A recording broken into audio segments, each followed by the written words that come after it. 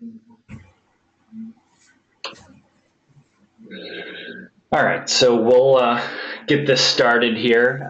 Welcome, everyone. This is Brian Young, and for those of you that don't know me, I head up the advisor services team here at Advisor Assist, and I'm joined here with Pete McGratty from Pinnacle Advisor Services, and we will be discussing business continuity and succession planning. I've asked Pete to join us here because he is a great resource, especially as it relates to succession planning. So, hello, Pete. Hello, thanks very much, Brian, for inviting us to join today. Yes, definitely. So, we're going to try to keep this to 30 minutes. If there are any questions, please use the chat function within the GoToMeeting panel, or you can send me an email directly at byoung@advisораssist.com, and we'll try to provide a Q&A recap following this presentation. So let's get started. So first off, last summer, the SEC submitted a formal proposal that will require RIAs to adopt and implement a business continuity and transition plan. So business continuity has really long been covered under Rule 206 4-7, although in more general terms.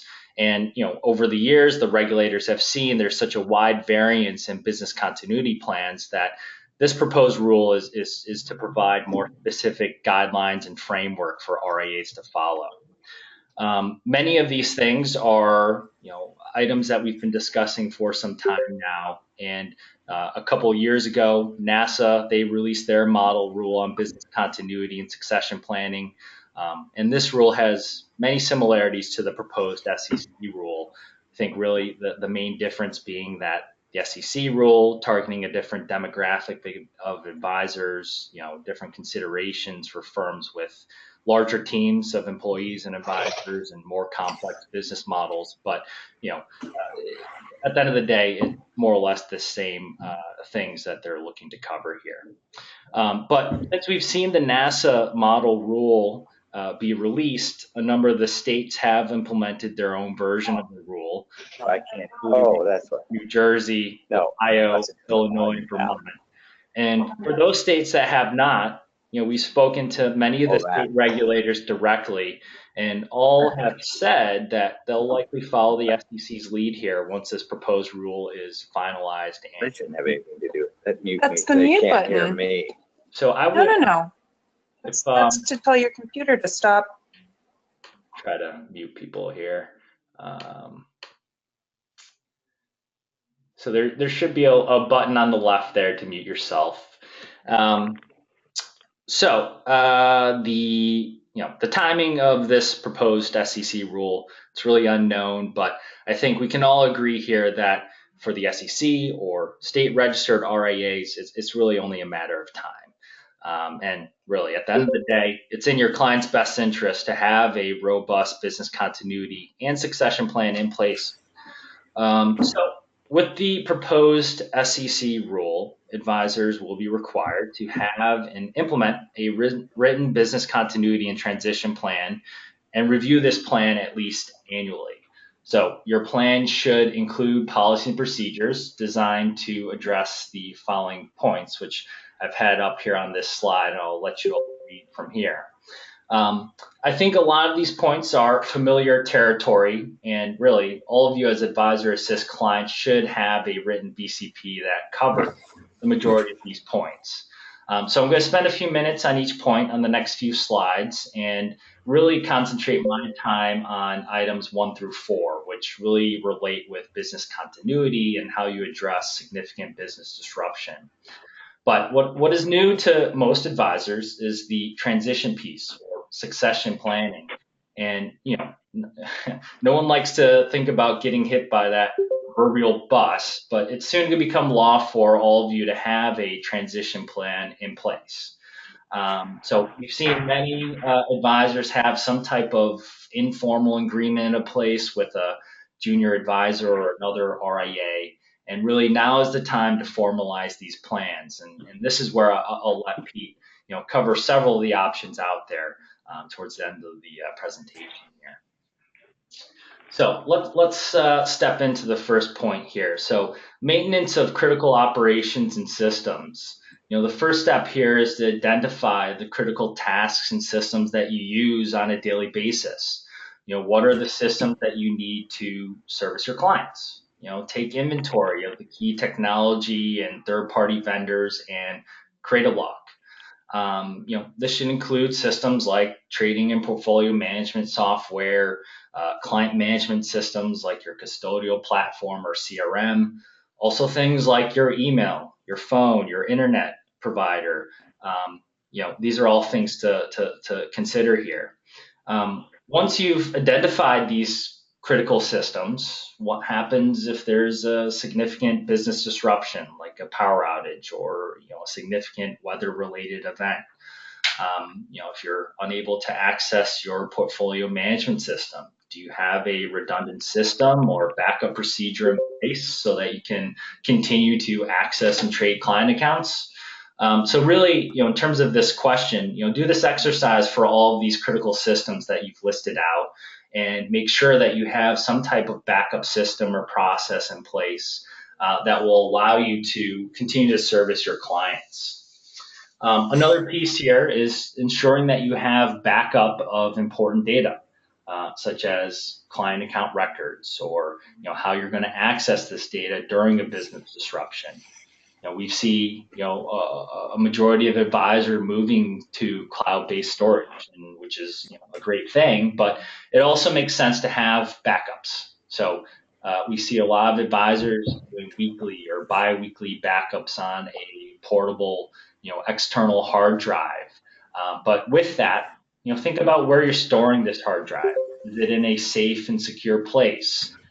Is it easily accessible in the event of a business disruption so that you can restore your data or replicate your data into your systems here? So alternate office location. So at the end of the day, determine an alternate location that's going to be accessible during a business disruption. So places like a home office, we see a lot of folks using a WeWork or Regis type office space or a shared workspace with another advisor.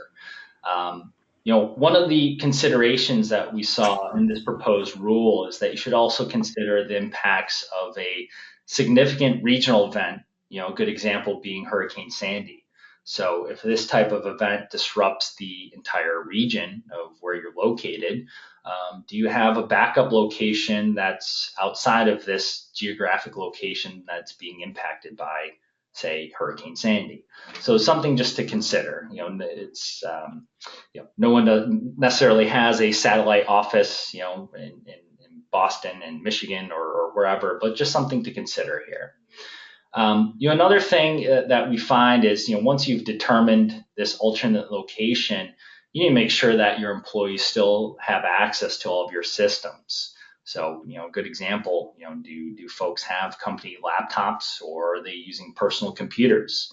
Another thing is if there's a power outage and you're in your home office, not to say that everyone needs to run out to Home Depot, but do you have a generator? Is there backups there? If you're relying on internet, do you have access to a mobile hotspot, either through your phone or there are third-party devices there? So something just to consider in terms of maintaining that service, being able to continue to service your clients there. So communications plan. So how are your employees, your clients, your service providers all informed of a significant business disruption at your firm? At the end of the day, if you have a robust BCP, but no one on your team knows what it is or when it's in motion, it really defeats the purpose of having one. So you need to have a plan in place on how to effectively notify everyone. So first off, make sure that everyone has access to a centralized contact list for your team or your employees. We see a lot of folks saving this on the company's intranet site or CRM. And a similar contact list should be maintained for your primary or those critical vendors that we were speaking about, and also your clients. So what's your plan to communicate to your team? We see a lot of advisors will delegate their CCO to, really kick off this process.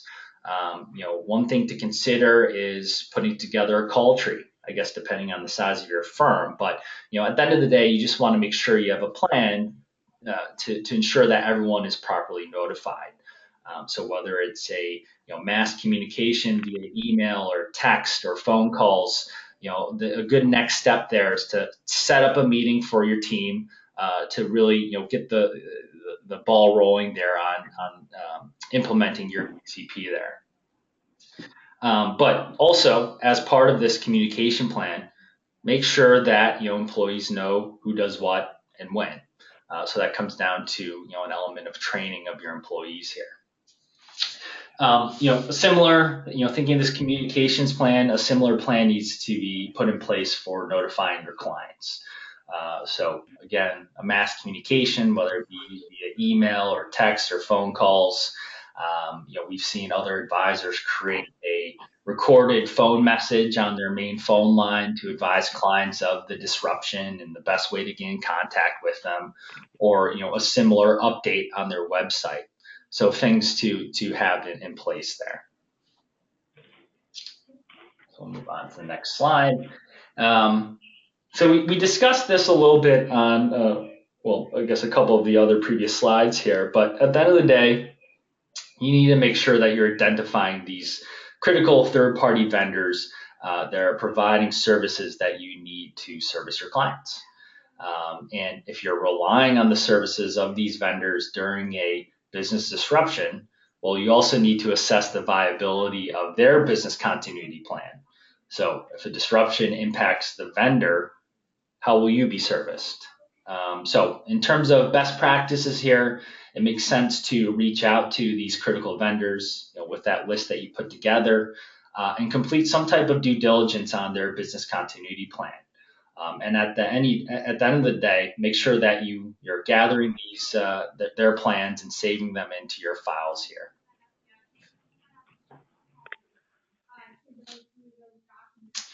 All right, so another piece of this proposed rule is that on an annual basis, you'll want to conduct a live test of your business continuity plan.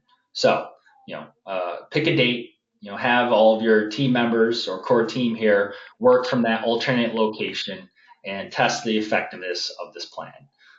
At the end of the day, this is a great opportunity here to train your team and employees on the ins and outs of your plan. Make sure that everyone is trained on their role and the procedures to implement your business continuity plan. So this also, goes back into that communications plan there. During the live test, make sure that all employees have access to these critical systems. Go through your list, email, CRM, portfolio management system, and so on. We see sometimes there are firewalls or other, security issues that may cause access issues to these systems. So as you're going through this, make sure that you're documenting if there are any issues or workarounds to accessing these systems.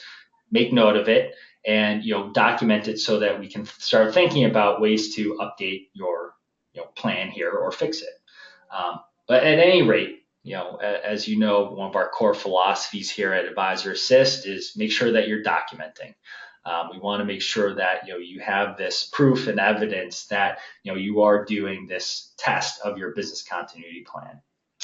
Another point here is to make sure that your team is completing the business continuity plan certification. So if you're using the Advisor Assist certifications, those can be found within the Advisor Cloud portal. So let's move into succession planning. So part of the proposed rule is that advisors formalize a succession plan, in the event that they are unable to provide advisory services to their clients. Here are some of the main points that I pulled out of the proposed SEC rule. And these are all things that you'll want to consider within your succession plan. Pete, I'll turn the reins over to you here to speak on the next slides here. Thank you very much, Brian. And thank all of you for your time this afternoon. I'll start with a brief introduction as to why I'm speaking on this topic. My name is Pete McGratty. I'm the VP of Strategic Partnerships at Pinnacle Advisor Solutions. Pinnacle Advisor Solutions is a division of Pinnacle Advisory Group, which is a leading national independent wealth management firm. Some of you may be familiar with it. If not, you're probably more familiar with Michael Kitsis, who's one of our partners and our Director of Wealth Management. I'm sure many of you know him from all the presentations he makes around the country to FPA, NAPA, AICPA, so on and so forth. Pinnacle Advisor Solutions has been in business for about 7 years. We provide independent wealth managers, typically solo practitioners and small ensembles, with a number of outsourcing solutions that are basically allowing those advisors to piggyback off of the infrastructure and the resources that we developed for our own firm at Pinnacle Advisory Group. In doing that, as we began to, those solutions tend to range from investments to, they basically address the major pain points of independent firms, non-client facing pain points, investments, back office technology, and compliance. And compliance is super important. It's something that everybody knows that needs to be done. It needs to be done correctly. It's something that we've partnered with Advisor Assist to provide to our clients sort of through a one-stop outsourcing solution. We've had a fantastic relationship with Brian and the rest of the team, and we're very pleased to be working with them. The way we got into the conversation about continuity and succession planning was really twofold. First, Pinnacle, like so many other firms, needed to address it for ourselves. We have been working on continuity and succession within Pinnacle Advisory Group for I'd say about 8 years now. Ultimately, ours is more of an internal succession solution where the 3 founding partners will be passing along operational control to the next generation of management, and that's been going along seamlessly. But really what got us involved in the larger conversation was the fact that as we began to work with other independent RIAs, they began to ask us whether we had a continuity and succession planning solution for them. Originally we did not, but as we're always looking to support our partners, we looked into it, and what we found was that there weren't a lot of really great solutions out there in the marketplace for independents, and in particular, an awful lot of the solutions being offered out there in the to independent firms are really large firms who are looking to grow by acquisition, or private equity-backed firms who are looking to acquire firms and ultimately go public. And what they were finding is it was more difficult than they thought to engage in conversations about buying folks out. So they started to introduce that conversation as continuity and succession planning.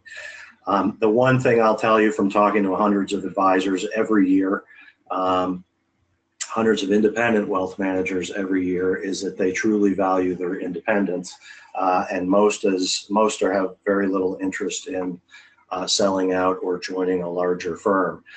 So we put together our own solution for our partners, and then decided that since Pinnacle Advisor Solutions mandate, our mission is really to support the independent RIAs around the country and the independent wealth management model, we decided to make it more broadly available. So we'll talk a little bit about that at the end. From a very practical standpoint, Brian had asked me to go through all of the solutions that are available, and so I'll do that before I touch on the one that we happen to offer. And what before we jump into those solutions, I think a couple of key things to take away are the following. First, as Brian mentioned, NASA has already issued model rule that they hope that all the states will adopt. 7 states have already adopted some form of that rule. Another 3 are pending right now. The SEC subsequently came out with their guidance. And as soon as they finalize their rule, I think a lot of additional states will then follow with their own rule based on both the NASA and the SEC. So this has been an industry best practice that we find most people have always wanted to do. There's always been other things that had to be done first, so it wasn't high enough on the list to get done. I think what this regulatory rule is really doing is making it a priority. And so both Brian and I have been receiving more and more calls as we get closer to this being a requirement about how do you actually make this happen. And so we thought I'd walk you through a number of slides that discuss some of your options. As we go through them, what I want you to understand is that there is, one thing I've learned over the last 7 years and talking to hundreds and actually thousands of advisors is that there's 1,000 shades of gray in this particular business. Everybody's practice is a little bit different. So there's no one right answer. As we go through these, the question is which one is the right solution for you? The second thing to really take away is it comes from Brian's comments earlier today, is that this is really the fundamental change here is that the handshake agreement that the few people who have a solution in place tend to have is no longer adequate from a regulatory standpoint, that it needs to be a firm, formal, written program. And so it's no longer, we can't sort of just shake somebody's hands in the study group and assume that everything's taken care of. So with that, Brian, why don't we jump into some of the options here, if you can go to the next slide. Sure. The most obvious one is sort of the default plan, and that's liquidation. Most folks who do not have a succession plan in place today, this is what will happen in the event of the getting hit by the bus scenario. What that means very simply is that the firm is going to close under the new rules. In the past, most people figured the firm would just close if something happens to me and the clients would find their way. Maybe there's somebody that I told them that they should look up in the event something happens to me, but the idea is that the firm is going to close. It's really not that simple. In reality, a plan is required, and under these new rules, a plan even for this will be required. And why is that? It's because they want to make sure that there is that clients are notified, that the custodian is notified, that the regulators are notified and the appropriate paperwork filed to close the firm, and that any unearned fees from the clients are reimbursed. So we're now at a point where, just assuming that the firm's going to shut down if something happens to me, even that requires a formal plan to comply with the new rules. And so it's been our feeling, and I think the feeling of most of the folks that we speak to, is as long as I have to go to the effort to create a formal plan, it ought to be a formal plan that actually provides my existing clients with a solution that provides me or my family value for my life's work, and also provides a good answer for prospective clients, which is really one of the very key reasons that the folks, some of our partners originally came to us. Not only did their existing clients want to know what happens if something happens to you, but in a post-2000 world where clients are more risk averse than they once were, they also want to have an answer as to what happens to you before they start working with you. So the drawback here is that now you have to do the work, but you don't really solve the problem of what happens to my clients, how do I realize the value of my life's work, and making sure that you have a good answer for your client, for prospective clients that you may be talking to. Brian, if you can go to the next one. Internal succession, this for many people is the ideal solution. The real advantages are pretty obvious. It's that the successor is already working within the firm, and therefore he or she is familiar with how the firm operates, and very often knows the clients and is known by the clients. And so it's a very seamless transition. The problem is nobody seems to be able to put one of these together, or rarely.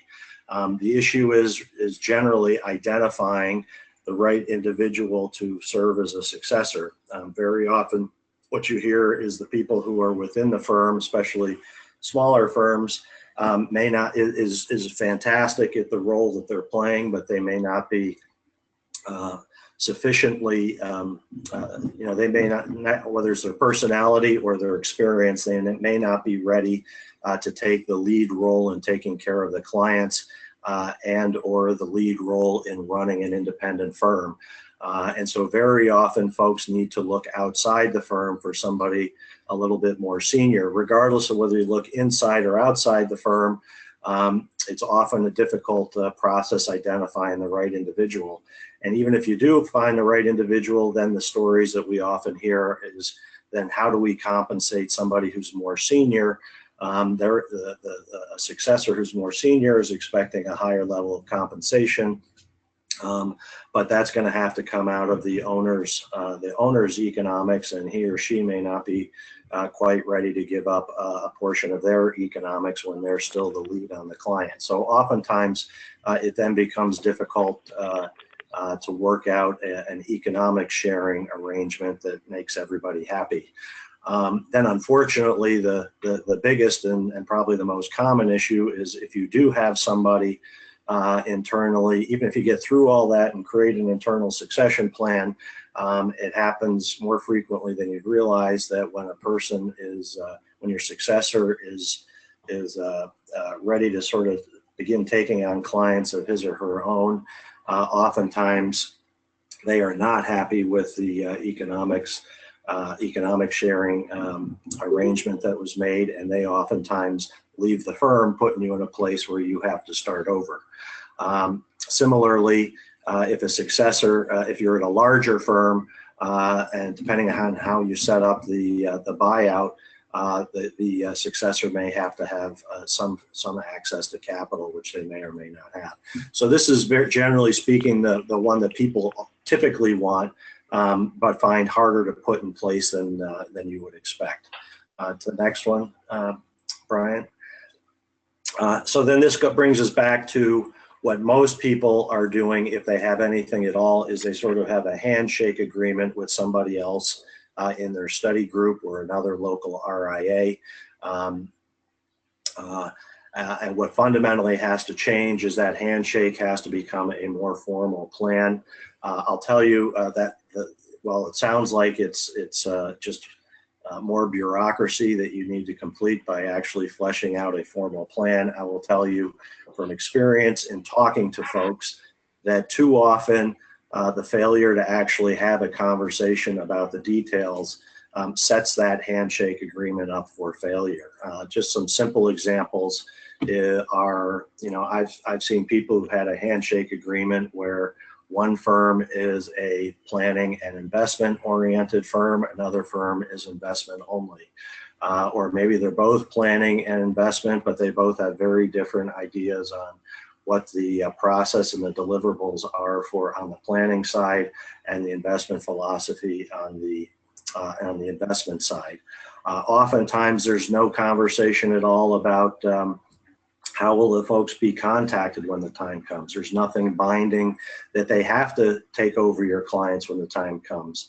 The biggest thing that people tend to overlook is perhaps the most obvious, and that is, does this person, typically when you have these handshake agreements, you're working with another firm, for example, you're a solo practitioner, and let's say you've got 30 or 50 $30 or $50 million accounts, and this other firm is a similar sized firm, and you're saying this is great, we got a similar culture and philosophy, but what about capacity? The capacity question is one that frequently people fail to discuss, and that is, can I double the size of my firm overnight? I'll tell you, I was speaking to a study group in New Jersey not too long ago, and we addressed this conversation or this issue in the conversation, and one of the members of the study group shared with the rest of the group that she had actually gone through this process where there was an informal agreement with another advisor, and that advisor died unexpectedly, and so she had to assume the clients from his firm. And she found that it was overwhelming taking on 15 new clients all at once, or 15 or 20 new clients all at once. It's one thing to spread them out, but it's another thing to do them all at the same time. And the group basically came to the conclusion, and I generally agree with it, is that the firm who is going to absorb your practice ought to be about 3 to 5 times larger than your firm to make sure that they have the capacity and the wherewithal to absorb your firm. The second thing that you also got to think about is, will the agreement last? I've also seen a number of times where people have gone through this process, entered into a formal agreement, only to see the person they entered that agreement with, the successor firm, retire or sell out to a larger firm, and then you're back to square one again. Brian, next slide. This one, outright sale.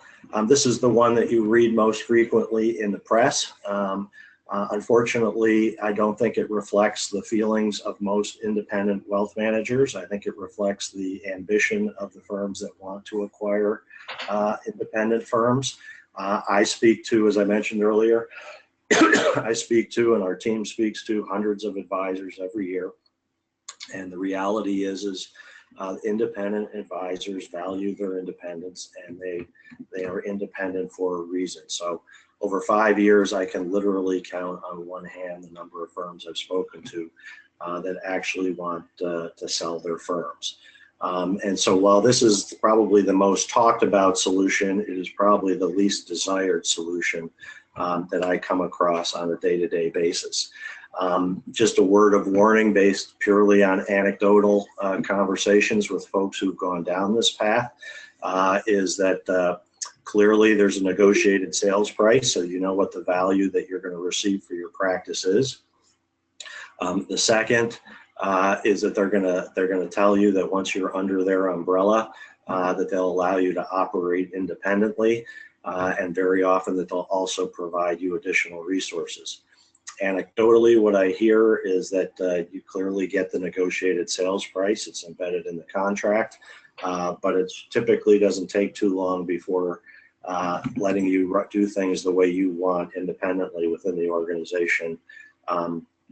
That one tends not to last very long, and the additional resources may or may not ever enter into the equation. And the problem here is that yes, the promises are not always kept, and unfortunately, once you've sold the firm, you have no recourse to go backwards, and so you're kind of stuck with what you want. I've even met folks who were so disappointed with the way it worked out that they decided to go independent and build a new firm because they obviously couldn't take their clients with them. So not to say that this isn't a good solution. It's just sharing it as the one that's most talked about and probably least desired. And the thing you got to think about here is, I've been operating as an independent for years and years. Do I really want to be? Do I really want to have a boss again at another firm and be told how to run my practice? Next slide. So the last one is, we've done a lot of surveying and discussion with advisors to come up with the one that is preferred by most independent advisors, and that's a more contingent solution. And so that's what we basically built into our program. So I'll just discuss what we're doing today. We saw that there were 3 things that advisors really wanted to accomplish with a continuity or succession planning solution. The first one is they want to make sure in the event of death or disability, they want to make sure that their clients are cared for. Most folks not only think that that's a fiduciary responsibility, but they also feel that it is a most of these folks have become their friends, and they genuinely want to make sure they're cared for. So the first thing we need to accomplish is what will happen to my clients. The second thing is you spend an awful long time, a lifetime building this practice. There is value to it, and either you or your beneficiaries are fully entitled to the value of that practice.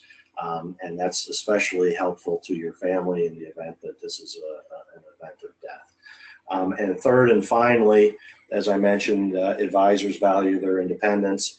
And so even entering into a solution like this, they didn't want to get locked into something where they felt like by choosing door number 1, they were closing doors number 2, 3, or 4. And so the key to that is to make the agreement 100% revocable. So we basically have 2 programs here. We have one's called PRISM and one called PRISM Plus. PRISM is a pure continuity solution. So we put it in place and you continue to run your practice as you always have. And the agreement only kicks in upon the event of death or disability, at which time we solve issue number 1 by inviting your clients to become clients of Pinnacle Advisory Group. And if we were to work together on something like this, before we ever enter into any sort of agreement, we would work with you so you'd become comfortable that we as wealth managers ourselves would do a good job taking care of your clients. And most of the folks who enter into these agreements also notify their clients that they've done this so that they can put their clients' minds at ease that in fact they know that they will be contacted and cared for in the event of death or disability. And that solves item number 1. Item number 2 is for those clients that become clients of Pinnacle Advisory Group, we want to make sure you are compensated for them. Under Pinnacle, under the PRISM continuity solution, that compensation is 25% of revenues for 6 years, including any market growth. So that in a dead flat market, that works out to be 1.5 times revenues. We know that markets don't stay dead flat for 6 years. If it grows consistent with our typical balanced portfolio, that works out to be about 1.8, 1.9 times. And then finally, we made the agreement revocable at any time for any reason, which means that if you have no plan in place, this is a fantastic stopgap solution because immediately you've got a solution for your clients and for your family. And that buys you time allows you to comply with the regulators and buys you time to find the ideal solution. Most folks believe that this is a good permanent solution, and so it's easy to put in place and then it's fully taken care of. The second program is PRISM Plus. And that basically builds on PRISM.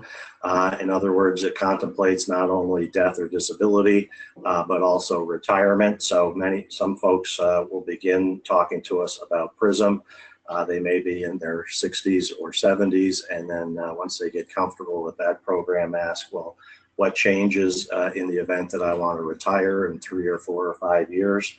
And the only thing that fundamentally changes is that if we know exactly when you are planning to retire, we can begin to anticipate that retirement date and identify an advisor to begin working with your clients and begin moving your clients onto the Pinnacle platform in anticipation of that retirement date. That increases the probability of success because you're involved with the transition process. And as a consequence, that allows us to compensate you more highly for the relationship. So instead of paying 25% of revenues for 6 years, PRISM Plus will pay 30% of revenue for 7 years. So again, if the market's dead flat, that's 2.1 times. And if the market grows consistent with our historical track record, it works out to be about 2.8 times, 2.9 times revenues.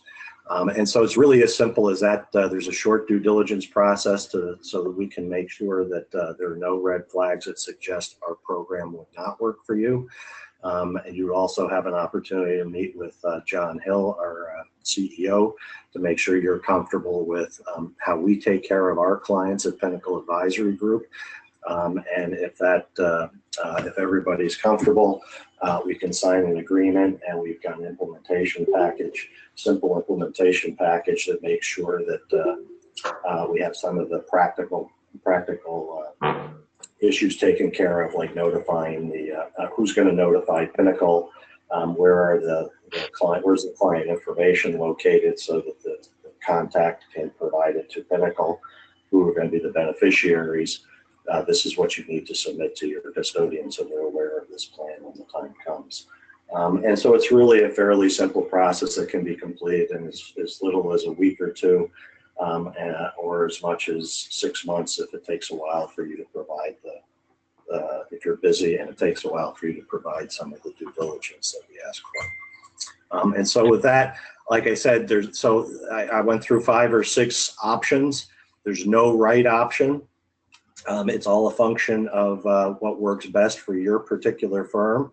As I mentioned, this is something that we're doing really to support the independent wealth management model in cooperation with Advisor Assist. So if this is something that you'd ever like to discuss, we'd be happy to help you find the right solution, or work with you on our solution if that's the one that you choose. And so following this conversation, just to wrap it up, I'm working closely with Brian. Following this call, we'll shoot out some basic information about Pinnacle and our program to you. And if you think it's worth a discussion, we'd be happy to speak with you. Great. Well, thanks, Pete, and thanks everyone for joining. And yes, we'll share some information on Pinnacle for those of you that may be interested, and also a recording of this presentation. So I saw a couple of questions come in. We'll share a Q&A post after this as well. So thanks again, Pete, and everyone. Have a good rest of your day. Thank you. Thank you, everybody.